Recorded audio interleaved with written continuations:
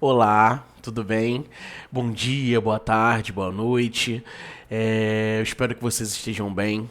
Eu me chamo Lucas Pinto Soares, eu sou graduado em História pela Universidade do Estado do Rio de Janeiro, onde eu também fiz meu mestrado e estou fazendo o meu doutorado.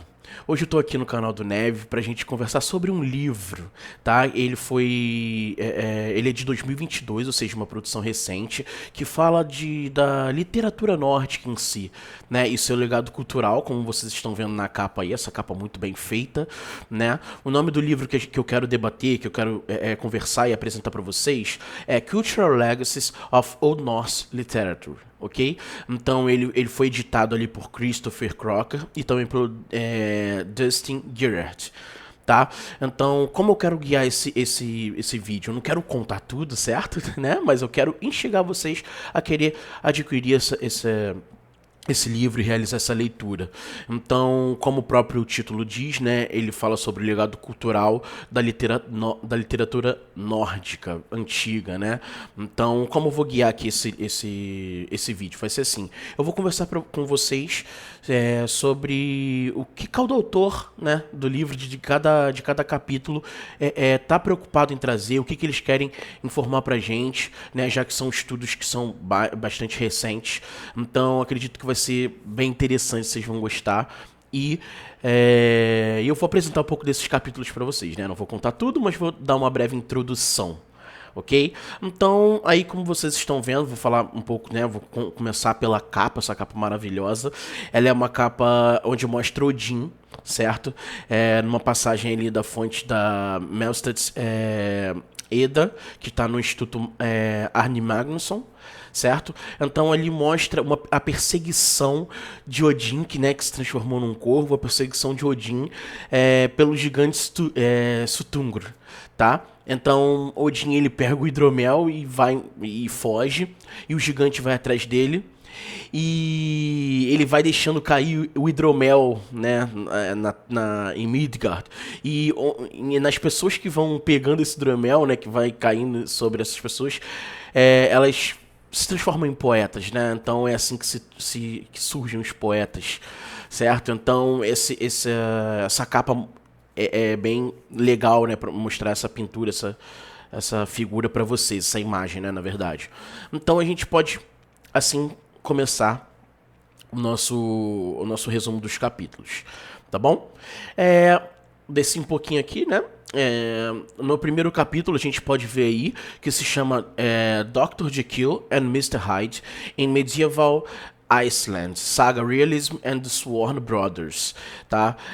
O autor desse capítulo é o Arman Jacobson e ele está preocupado com a interpretação. A gente vai perceber bastante isso, tá? Que ele está preocupado com a interpretação e também do sentido das sagas, das escrituras islandesas, os seus envolvimentos com o passado e com o presente, né? O que essas sagas impactaram naquele período e hoje, né? Como nós estudamos, como elas impactam também novos autores islandeses, né?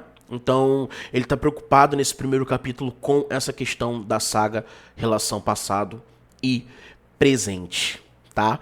O segundo capítulo, como a gente pode ler aí, ó, se chama The Malleability of the Past, Islandingabok as Narrative History. Então, Islandingabok é um texto, uma crônica muito importante, certo? Do Ario Sábio, tá? Então, quem escreveu esse capítulo foi Martina Seolin, ok? E ela faz uma análise cuidadosa, uma análise meticulosa ali sobre o primeiro capítulo, que é o acordo, e o sétimo capítulo, que é a conversão ao cristianismo dentro dessa crônica islandesa, tá? E ela também está preocupada com o impacto duradouro, tá, que essa crônica vai ter sobre a historiografia islandesa. Então também é um capítulo bastante interessante, tá, para quem também se interessa aí pelas crônicas islandesas, certo? E Islandingabok é uma crônica bastante importante, interessante da gente estar fazendo a leitura, a análise, a pesquisa, tá bom? O terceiro capítulo também é bem interessante e ele se chama Women's Work and Material Culture in Medieval Iceland, Gender, Narrative and Cloth Production.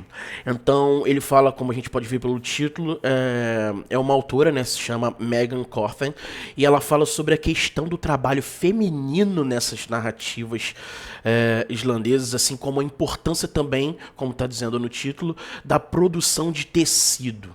Tá? Então ela vai argumentar pra gente que aquelas comunidades, as sociedades que estão formando ali, elas não são algo estáticas, elas não são paradas, mas sim está em constante mudança. Então ela fala sobre a importância dessa produção desses tecidos e também da transformação dessa posição, desse lugar ali, dessa posição, na verdade, da mulher na sociedade islandesa, naquelas comunidades. Tá? Então é um capítulo bastante interessante para quem está interessado, né, na história das mulheres, também dentro da Islândia. Muito, muito bom. Tá? Vamos então para o capítulo 4 agora. Vafthrudnismál, From Parchment to Print, Stability and Change in the Transmission of Eddic Poetry. Tá? Esse capítulo 4 ele é do Andrew McGillivray. E ele fala justamente sobre o mito The Lay of Vafthrudnir, que é o terceiro poema da Edda Poética, em que Odin ele tem uma disputa de sabedoria, mesmo, de conhecimento, com o gigante chamado Vafthrudnir, ok? Então também é uma leitura bastante interessante para a mitologia em si, mitologia nórdica, né? Então a gente já está conseguindo perceber aí, estamos entrando no capítulo 5, que o livro fala bastante sobre a literatura nórdica em si, mesmo abordando as questões da mitologia e também algumas preocupações, algumas preocupações mesmo, né, algumas discussões bem interessantes a respeito dessa literatura para o presente, né, porque a gente estuda hoje, para as nossas preocupações de hoje.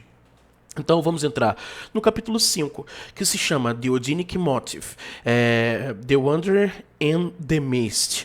O autor é Ryan Johnson. E ele discursa, né? Ele faz uma discussão, ele argumenta sobre a figura de Odin, olha que interessante a mitologia mais uma vez, nas sagas e nos contos islandeses.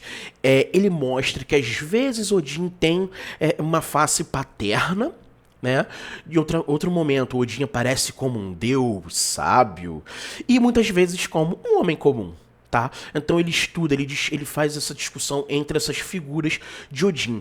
E ele também liga com uma adaptação feita por Neil Gaiman numa série, né, em que Odin é o Wednesday. Certo? Então, American Gods, lembrei aqui agora, que é o nome da série também do livro do Neil Gaiman, em que ele apresenta Odin ali como uma figura, uma retratação de Wednesday, né? Que é bem interessante. Então ele faz essa ligação dessas faces de Odin nas sagas e nos contos com esse personagem do Neil Gaiman. Tá? Vamos entrar agora no 6º capítulo, que se chama What Has Darwin to Do with Woden? Shapeshifting God and Nature in the Great Story of the North. Esse é o 6º capítulo, certo? Esse capítulo foi escrito pelo Thorstein Gert e ele fala sobre a não negação. É um capítulo interessantíssimo, que ele fala sobre a não negação ou inversão do naturalismo científico que vai emergindo num determinado período, mas sim uma incorporação de ideias da antropologia, né, que está se tornando forte ali também em determinado período. Essas ideias da antropologia, biologia, entre outros campos na tradição da fantasia. Tá? Fantasia heróica, né? E também está preocupado com o medievalismo nórdico, não somente ele fala que ele não esse medievalismo nórdico não somente sobrevive, mas acaba por explorar também essas áreas, né? E aí ele dá o exemplo de Tolkien, que é o Senhor dos Anéis, né? Como a gente explora essas áreas, essa mitologia nórdica dentro dessa área da biologia, da antropologia, tá? Do naturalismo científico também. Então é um texto bastante enriquecedor, né, que agrega bastante aí o estudo da mitologia nórdica também, tá? Vamos entrando para o nosso capítulo 7, para o capítulo 7 do livro, que se chama Madness, Mythology and Middle Europa, Gunther's Grass's Transformation of Old North Myth in the Tindrum. Esse capítulo 7, ele é do Dr. Heather Donoghue, tá? E ele faz um comparativo da obra alemã de 1959 e traduzida para o inglês como The Tindrum, certo? Com mitos nórdicos presentes no texto de Snorre Sturluson. Muito legal, muito interessante. E também essa influência e desejo alemão de fazer um retorno ao passado guerreiro nórdico. Então é um assunto bastante interessante de discutir, de analisar, né? Justamente esse retorno ali do desejo, do retorno do guerreiro nórdico nesse período da Alemanha. Então é bastante interessante da gente ler esse capítulo também e compreender essas questões, né? Esses vieses mesmo, tá? E aí vamos entrando no último capítulo do livro, tá? Que se chama Once More with Fiction, Transforming Myth in Gendry Christmas, Bloodhofen and the Eddic Poem Skinny Small, tá? O autor é o Christopher Crocker, certo? Então ele faz ali o último capítulo, um dos editores, né? Ele faz o último capítulo e ele conta a importante, a relevante herança literária medieval para a formação de uma identidade islandesa, tá? Então, bastante interessante também, como eu disse, né? Os autores estão bastante preocupados em fazer essa análise do passado presente dessas escrituras nórdicas, tanto do mito também, né? Então, o Christopher está preocupado nessa importante herança mesmo da literatura medieval nórdica para a formação da identidade islandesa, assim como a influência destas, né, em obras literárias modernas da Islândia. Então, olha que interessante ele ver, né, como as escrituras, né, as sagas, elas perpassam ali gerações e também influenciam, né, obras contemporâneas, modernas, islandesas, da Islândia, né? Então, eu espero que vocês tenham gostado do vídeo, certo? Então, como eu disse, foi uma síntese mesmo, né, de cada capítulo para poder despertar o interesse em vocês. Então, ele é uma leitura bem interessante, de fato, para quem pesquisa as sagas islandesas, para quem gosta de pesquisar a respeito da mitologia nórdica, né?